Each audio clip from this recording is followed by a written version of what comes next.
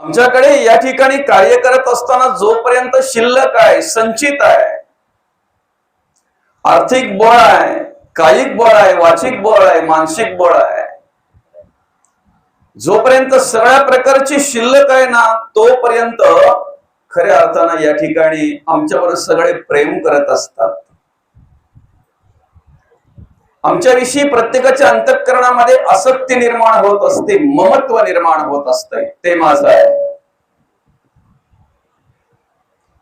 एकदा काय ती शिल्लक कमी झाली ना, फुलातला सुगंध कमी झाला की आसक्ती कमी होते.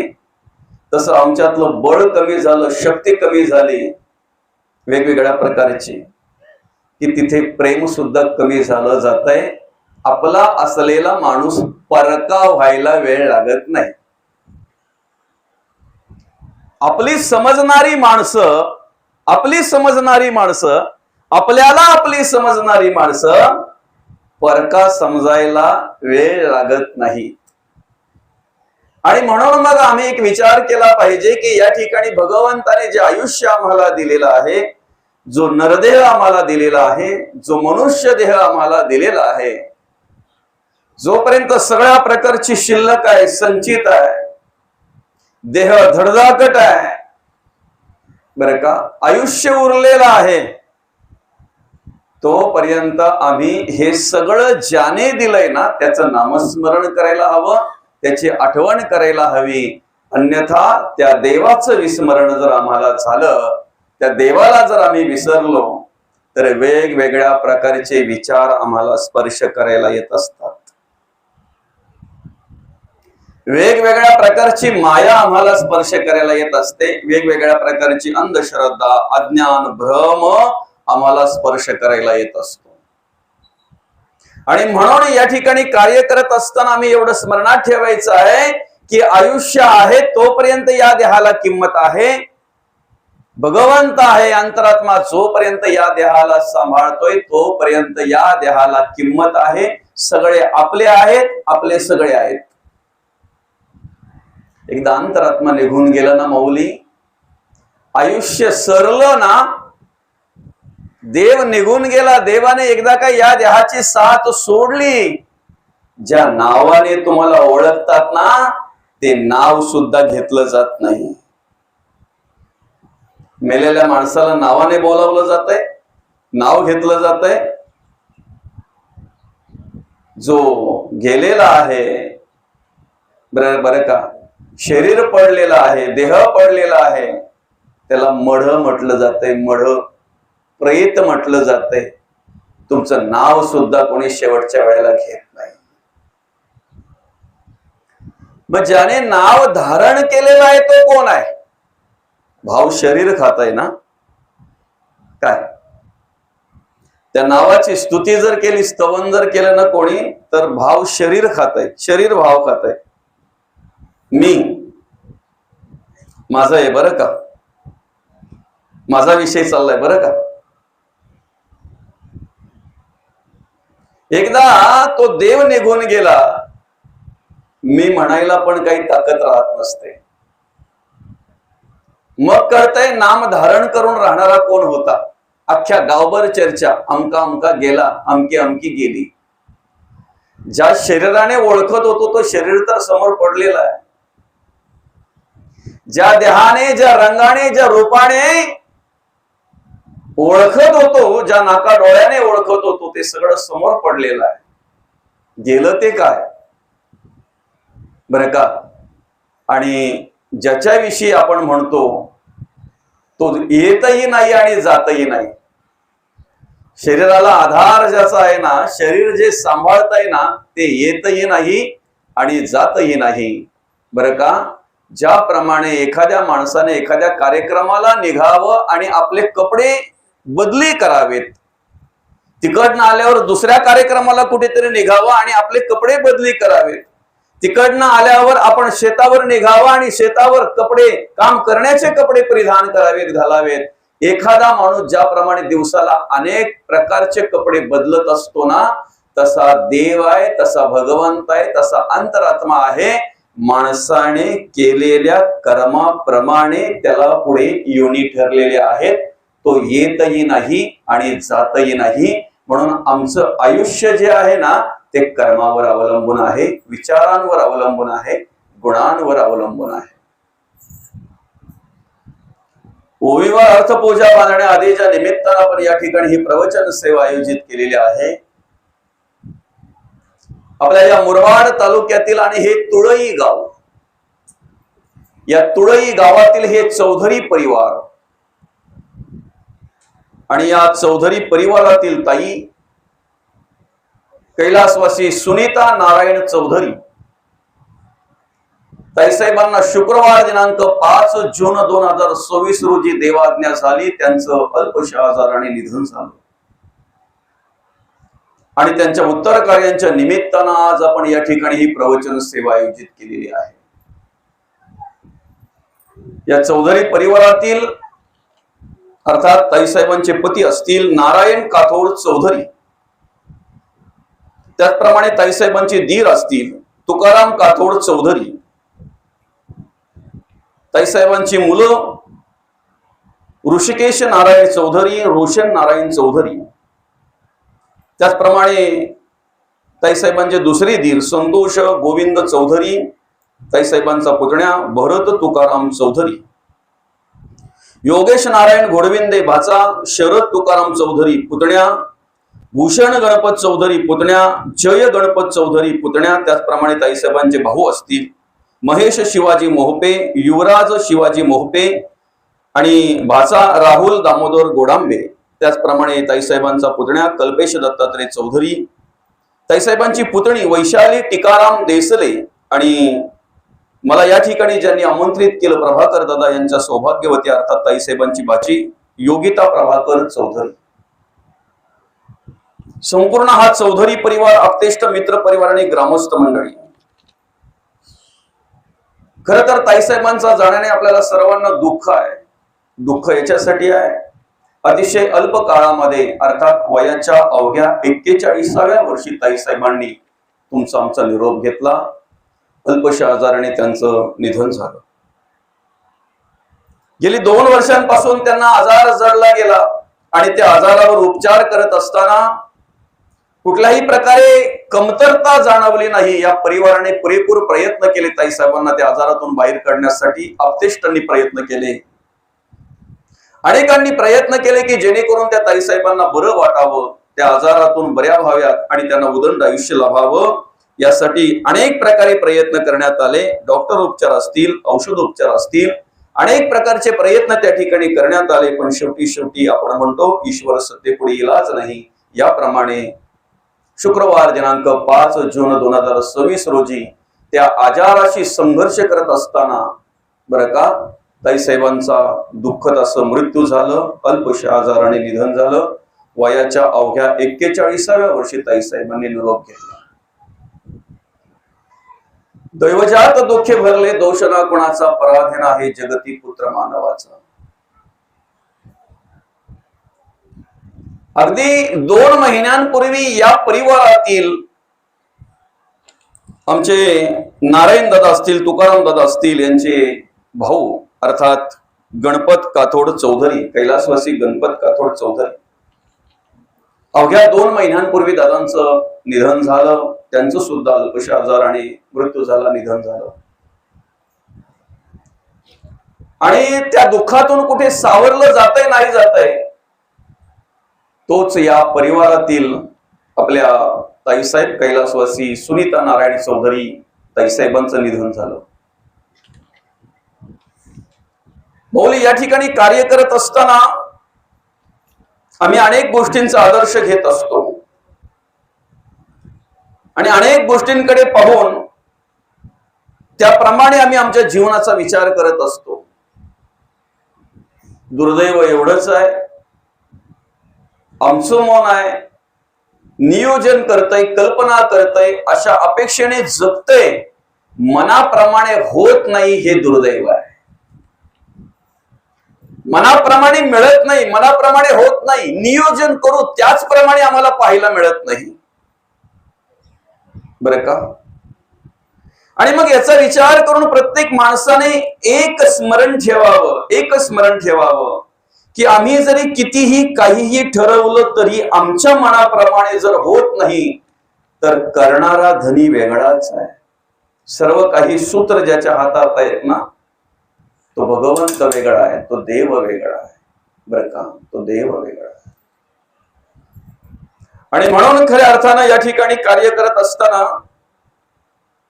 आम्ही जर सूर्याकडे बघितलं माऊली, सूर्याकडे, आणि सूर्याचा विचार जर केला, आम्ही पंचांगात जर बघितलं ना, कॅलेंडरवर जर बघितलं ना, सूर्योदय सकाळी 6:30 वाजता, 6:30 वाजताच सूर्योदय होत असतो बर का. सूर्यास्त संध्याकाळी 7 वाजता, 7 वाजताच सूर्योदय संध्याकाळी होत असतो. कधीतरी आम्ही शेतामध्ये दुपारच्या वेळेला काम करत असताना जर अचानक रात्र झाली तर, सूर्य मावळला तर बर का, फक्त कल्पना करा काय होईल, फक्त कल्पना करा. सूर्योदयाच्या वेळी सूर्योदय होत असतो आणि सूर्यास्ताच्या वेळी सूर्यास्त होत असतो. पण आमच्या या नरदेहाकडे जर बघितलं, आमच्या ह्या मनुष्य देहाकडे जर बघितलं आणि आमच्या आयुष्याकडे जर बघितलं तर आमच्या अंतःकरणामध्ये आम्हाला प्रकाश देणारा सूर्य मात्र कधी मावळतोय, कधी मावळतोय ते आमच्या हातात नसतंय किंवा कोणाच्याही हातात नसतंय, कोणाच्याही हातात नसतंय. ज्यांच्या उत्तर कार्यांच्या निमित्तानं आपण या ठिकाणी ही प्रवचन सेवा आयोजित केलेली आहे माऊली, असं म्हणायला हरकत नाही की भर दुपारच्या वेळेलाच तो सूर्य मावळला गेला. मुलांना आईची मायेची गरज आहे, आईच्या मार्गदर्शनाची गरज आहे, कारण आई आई असते माऊली. आईचं प्रेम वेगळं असतंय, आईची माया वेगळी असते, आईची माया वेगळी असते. ज्या वेळेला त्या मुलांना आईच्या मायेची गरज आहे, प्रेमाची गरज आहे, मार्गदर्शनाची गरज आहे, परिवाराला आधाराची गरज आहे, त्याच वेळेला जर ती लेकरांची आई जर त्यांना सोडून जात असेल तर काय दुःख असेल ते त्यांचं त्यांनाच माहिती, त्यांचं त्यांनाच माहिती. 2 ओढक्यांची होते सागरात भेट, 1 लाट तोळी दोहा पुन्हा नाही गाठ, क्षणिक तेवी आहे बाळा मेळ माणसाचा, दोष ना कोणाचा, दोष ना कोणाचा. अनेक नद्या सागराला भेटायला येतात माऊली, अनेक नद्यांचं पाणी त्या सागराला भेटायला येत असतंय, पण त्या अनेक नद्यांच्या पाण्याच्या बरोबर वेगवेगळ्या प्रकारची ओंडकी त्या सागरांमध्ये वाहून येत असतात. एकदा एकमेकाला मिळाली ना की मस्त किती आनंद घेत असतात, एकत्र राहत असतात, एकत्र राहत असतात. एकमेकाविषयी आपुलकी निर्माण होत असते, आसक्ती निर्माण होत असते, ममत्व निर्माण होत असते, एकमेकाविषयी प्रेम निर्माण होत असते. पण हा सगळा अनुभव घेत असताना, हा सगळा आनंद घेत असताना आम्ही विसरून जातोय की पुन्हा एखादी लाट अशा प्रकारे येते की एकत्र राहणारी दोन्ही ओढकी दुभंगली जातात, वेगळी झाली जातात. कुठपर्यंत? कुठपर्यंत? 1 लाट तोडी दोघा पुन्हा नाही गाठ. चौधरी परिवार असेल, अर्थात नारायण दादा असतील, तुकाराम दादा असतील, हा संपूर्ण चौधरी परिवार असेल. सर्वतोपरी प्रयत्न केले त्यांनी, ताईसाहेबांना बरं वाटावं म्हणून अनेक प्रकारचे औषध उपचार केले, दवाखाने केले, डॉक्टर उपचार केले. 1 लाट तोडी दोघा पुन्हा नाही गाठ. ताईसाहेबांचं निधन झालं, त्यांच्या प्रयत्नाला अपयश आलं.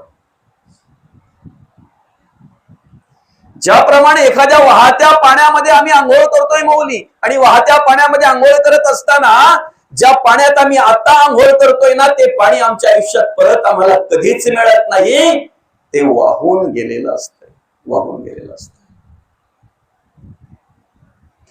आमच्या आयुष्यामध्ये 10 वाजलेले आहेत, आता 10 वाजलेले आहेत. आमच्या आयुष्यामध्ये याच्यानंतर अनेक वेळा 10 वाजतील, अनेक वेळा 10 वाजतील, पण आजचे 10 पुन्हा आयुष्यात नाहीत.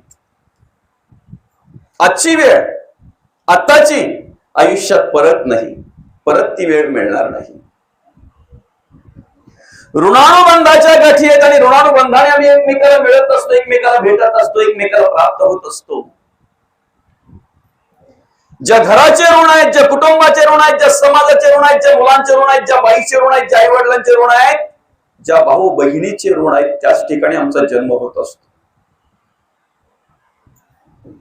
पण या ठिकाणी कार्य करत असताना प्रत्येक माणसाविषयी, प्रत्येक वस्तूविषयी, प्रत्येक घरादाराविषयी आमच्या अंतःकरणामध्ये एवढी आपुलकी निर्माण होत असते, एवढं प्रेम, एवढी आसक्ती, एवढं ममत्व निर्माण होत असतंय.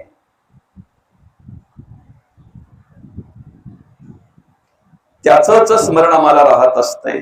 त्याच विचाराने आम्ही कार्य करत असतो. बाई माझी आहे, मुलं माझी आहेत, आई वडील माझे आहेत, भाऊ माझा आहे, बहीण माझा आहे, मामा माझा आहे, मामी माझी आहे, मावशी माझी, आत्या माझी, भाचे माझे आहेत, पुतणे माझे आहेत. अनेक नाती असतात आणि अनेक नातींनी आम्ही आपलेसे करून घेतलेला असतोय किंवा त्यांनी आम्हाला आपलंसं करून घेतलेलं असतंय. एखाद्या वेळेला माणूस एकच निघून जातो, पण अनेक नात्यांना त्या ठिकाणी पूर्णविराम मिळाला जातो. अनेक नात्यांना पूर्णविराम मिळाला जातो. अनेक नाती त्या ठिकाणी संपली जातात, पूर्णविराम मिळतो. ज्यांच्या उत्तर कार्यांच्या निमित्तानं आज आपण या ठिकाणी ही प्रवचन सेवा आयोजित केलेली आहे. आमच्या नारायण दादांची पत्नी बरं का, त्याचप्रमाणे तुकाराम दादांची भाऊजई असेल, ऋषिकेश रोशन यांची आई असेल, अनेकांची, बाच्याची मावशी आहे, काही बाच्यांची मम्मी आहे, पुतण्याची काकी आहे, पुतणीची काकी आहे, आई वडिलांची मुलगी ना, सासूची सून आहे, बहिणीची बहीण आहे, भावाची बहीण आहे. एकच व्यक्ती निघून जात असते, पण अनेक नात्यांना त्या ठिकाणी पूर्णविराम मिळाला जातो. अनेक नात्यांना पूर्णविराम मिळाला जातो. बरं का, आम्ही एकत्र सगळे ही नाती घेऊन जन्माला येत असतो. नाती घेऊन जन्माला येत असतो. कितीही श्रीमंत माणूस असू द्या, कितीही तरुण असू द्या, कितीही बलवान असू द्या, शक्तिशाली असू द्या, आयुष्य संपलं की प्रत्येकाला या जगाचा निरोप घ्यावाच लागतो. घ्यावाच लागतो. सगळ्या गोष्टीला पर्याय आहे माऊली, सगळ्या गोष्टीला पर्याय आहे. अनेक ठिकाणी बदली माणसं सुद्धा चालतात. बरं का, मृत्यूला पर्याय नाही. मृत्यूला पर्याय आहे. राजा असता मृत्यू आला, 1,00,000 कोटी कबूल झाला तरी सोडेना मृत्यू काही. मृत्यूला पर्याय नाही. किती श्रीमंत असू दे आणि त्याने सांगू द्या माझ्या वजन एवढे पैसे देतोय, काय पाहिजे तुला ते सांग, काय पाहिजे ते तुला ते सांग. मृत्यूला पर्याय नाही. पर्याय नाही. किती ज्ञानी हुशार असू द्या, काही समाजामध्ये अशी माणसं आम्हाला पाहायला मिळतात, पावलोपावली माणसांना फसवत असतात. पावलोपावली माणसांना, काही माणसांना फसवत असतात. ते त्यांच्या बुद्धीच्या बळाने. यमाला नाही फसवू शकत, यमदूतांना नाही फसवू शकत, मृत्यूला नाही फसवू शकत. नाही. आज या कार्यक्रमाला ज्या मोठ्या भावाला किंवा बहिणीला जमलं नाही ना एखाद्याला, त्याने बारक्या भावाला सांगितले, दादा जा तू चौधरी परिवाराकडे, आज उत्तर कार्य आहेत. त्याने घरातल्या एखाद्या कोणाला तरी सांगितलं, जा तुम्ही, आया तुम्ही जा आज त्यांच्याकडे, उत्तर कार्य आहेत. मी जरी नसले तरी तुम्ही दिसलात तरी बरं होईल, मी जरी नसलो तरी तू दिसलास तरी बरं होईल दादा, पण त्यांना भेट. इथे पर्याय चालला, तिकडे पर्याय नाही माऊली, पर्याय नाही. अर्थात तिथे बदली माणूस नाही चालत, इथे बदली माणूस चालेल. मृत्यूला बदली माणूस नाही चालणार. बरं का, जवळजवळ 2 वर्षांपासून ताईसाहेब त्या आजाराशी लढत होत्या, झुंजत होत्या, त्या आजाराला सामोरे जात होत्या. काही वेळाला समोर मृत्यू दिसत होता. या घरामध्ये असलेले आमच्या आईसाहेब, त्यांच्या सासूबाई कधी देवाला प्रार्थना केली नसेल का? देवा, अरे माझ्या सोनेला बरं वाटू दे. ताईसाहेबांच्या आई वडिलांनी कधी देवाला प्रार्थना केली नसेल का? भावानी, बहिणीने, दादानी कधी प्रार्थना केली नसेल का? पर्याय नाही, पर्याय नाही. ज्याला जायचंय, ज्याचं आयुष्य संपलं, त्यालाच जावं लागतं. म्हणून या ठिकाणी आम्ही कार्य करत असताना एक स्मरणात ठेवलं पाहिजे, भगवंताने आम्हाला जे आयुष्य दिलंय ना, आयुष्य म्हटल्यानंतर सगळ्यात मोठी भेट आहे. भगवंताने दिलेलं सगळ्यात मोठं दान आहे आम्हाला, सगळ्यात श्रेष्ठ दान आयुष्य. सगळे आम्ही एका रांगेमध्ये उभे आहेत. तुम्ही, आम्ही सगळे, महिला, पुरुष, लहान, थोर, तरुण, वृद्ध, सगळे आपण एका रांगेमध्ये उभे आहेत माऊली. ती रांग संपते मृत्यूच्या ठिकाणी. ज्याचा नंबर आला तो जातोय, ज्याचा नंबर आला तो जातोय. दुर्दैव एवढंच आहे, मागचे सावध होत नाहीत. रांगेत असलेले मागचे सावध होत नाहीत. तो सावधपणा निर्माण व्हावा म्हणून हे प्रवचन आहे. ती जाणीव व्हावी, ती जागृत अवस्था प्राप्त व्हावी. मुख्य म्हणजे आम्ही प्रत्येकाने विचार केला पाहिजे, आम्ही झोपलोय का जागे आहे? आम्हाला अज्ञानाची झोप आहे, आम्हाला अंधश्रद्धाची झोप आहे, आम्हाला भ्रमाची झोप आहे. आम्ही मायेमध्ये झोपलेलो आहोत, मायेच्या अधीन. जागृत कोण आहे? जे जागृत आहेत ते हिताचं कार्य करतायत, हित साधत आहेत. उद्याचा दिवस आमचा असेल सांगू शकत नाही. आज उगवत्या सूर्याचं दर्शन झालंय, मावळता सूर्य पाहूच याची गॅरंटी नाही, नाही गॅरंटी. रात्री झोपताना मिटलेले डोळे सकाळचा उगवता सूर्य पाहतीलच याची गॅरंटी नाही. म्हणून पर्याय शोधण्यापेक्षा स्मरण ठेवा, आठवण ठेवा, मला जायचं आहे. आणि ज्याने आठवण ठेवले ना, तिथे सगळ्या प्रकारचे वाद मिटले जातात. उद्या जायचं आहे मला, सगळ्या प्रकारचे वाद मिटले जातात. कुठल्याच मुलाला वाटत नाही की माझ्या आईने जावं, कुठल्याच पतीला वाटत नाही की माझ्या बाईने जावं. अरे ज्या वेळेला आम्ही लग्नाच्या वेळेला 7 फेऱ्या मारतोय ना, त्या वेळेला एकमेकाला वचन देत असतोय. 7 फेऱ्या, सप्तपदी म्हणजे वचन आहेत, ती एकमेकाला दिलेली वचन आहेत. शेवटच्या श्वासापर्यंत एकमेकाला आधार देऊ, शेवटच्या श्वासापर्यंत एकमेकाच्या सुखात सुख आणि दुःखात दुःख मानू. घराला घरपण देण्याचं काम करू, घराला मंदिरात रूपांतर करण्याचं काम करू, संस्कार निर्माण करण्याचं काम करू, मार्गदर्शन करण्याचं काम करू.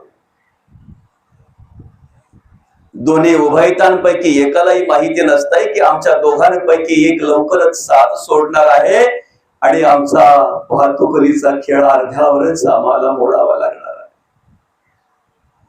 दोघांनाही माहिती नसते.